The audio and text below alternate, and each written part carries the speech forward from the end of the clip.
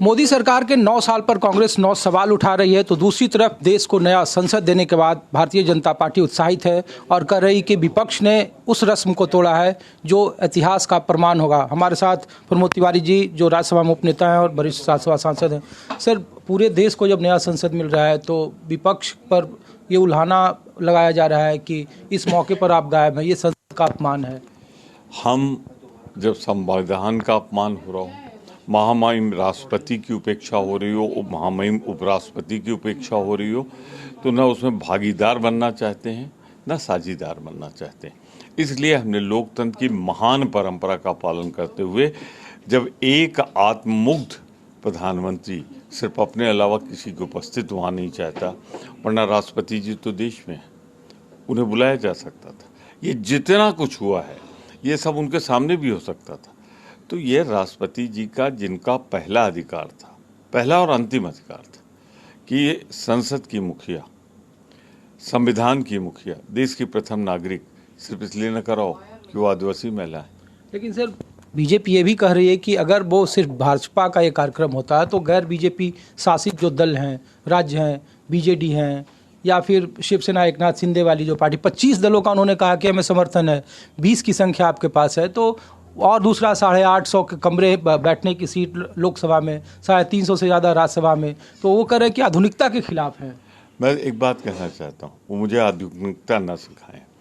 आधुनिक भारत के निर्माता प्रधानमंत्री का आज ही के दिन पंचतत्व में शरीर विलीन हुआ है। जरा उनको पढ़ें, समझें, गालियाँ देना बंद करें। प्रधानमंत्री नेहरू। दूसरी बात, जो ये बात कहते हैं ये लोग, जितना कार्यक्रम हुआ क्या महामहिम राष्ट्रपति के सामने नहीं हो सकता था?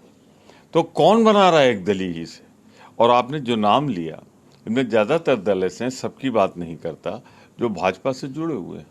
एक आखिरी सवाल है सर कि जिस तरीके से श्रमिकों का सेंगोल पर जिस तरीके से लग रहा है कि इसका भी विपक्ष आरोप लगा रहे हैं कि तमिलनाडु से जोड़कर देखा जा रहा है कि साउथ में अपने बढ़ाने के लिए कर रहे हैं। जब वाजपेयी जी की सरकार थी तो सेंट्रल हॉल में सावरकर की मूर्ति लगाने के लिए आपने भी सवाल उठाए थे। अब उन्हीं के जन्मदिन पर इस संसद का उद्घाटन प्रधानमंत्री कर रहे हैं, तो वो भी अपने एजेंडे को आगे बढ़ा रहे हैं विपक्ष। तो अगर एजेंडा बढ़ा रहे हों और भारत के संविधान की अवहेलना कर रहे हो, अपमान कर रहे हो, तो क्या हम साझीदार बने उसके? इसीलिए तो हमने बहिष्कार किया है। हम सिर्फ इतना कहना चाहते हैं, आज का ऐतिहासिक दिन था। ये सब कुछ सदन का, संसद का मुखिया कौन होता है? राष्ट्रपति। संविधान वहाँ बनेगा, संविधान में संशोधन का अधिकार सिर्फ देश में कहीं है तो संसद को है, और प्रथम नागरिक अगर कोई है तो राष्ट्रपति है।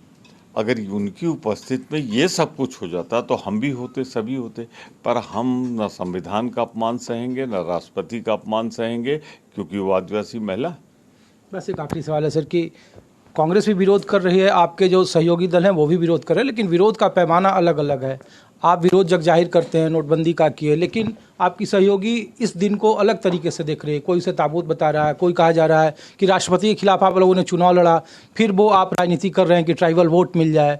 राष्ट्रपति एक बहाना है, आप लोग नहीं चाहते थे कि नई संसद जब मिले तो उसका जो अपना लेखा जोखा वो प्रधानमंत्री आपने हाथ मिले, लेकिन नहीं, उन्होंने 2 साल में इतना बड़ा काम कर दिया सेंट्रल वेस्टा, जिसका आप विरोध कर रहे हैं। ये विपक्ष नहीं कह रहा है, ये भाजपा कह रही है।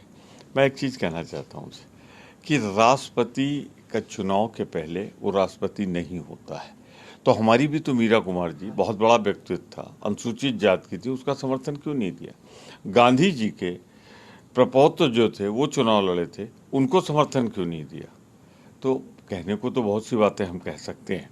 आज वो हम सब की राष्ट्रपति हैं, देश की राष्ट्रपति हैं, भारत की प्रथम नागरिक हैं, उनका अपमान हो ये हम नहीं देख सकते और ना उसमें भागीदार। सावरकर भी उनके लिए नायक हैं सर, जिनके सम्मान कर रही है वो। गोडसे भी होंगे, गोडसे भी हों, सावरकर जी भी हों, सब हों, उससे हमें क्या लेना देना?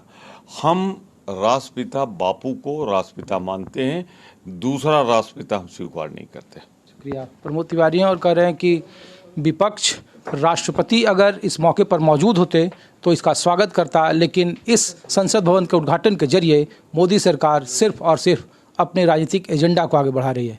कैमरामैन दीपक शर्मा के साथ ऋषिकेश कुमार, न्यूज़ 24 दिल्ली। नमस्कार, मैं हूं मानक गुप्ता। अगर आपको हमारा ये वीडियो पसंद आया हो तो इसे लाइक और शेयर जरूर करें और हाँ, हमें सब्सक्राइब और फॉलो करना ना भूलें ताकि आप देश और दुनिया की कोई खबर मिस ना करें। तो जुड़े रहिए हमारे साथ और देखते रहिए न्यूज़ 24।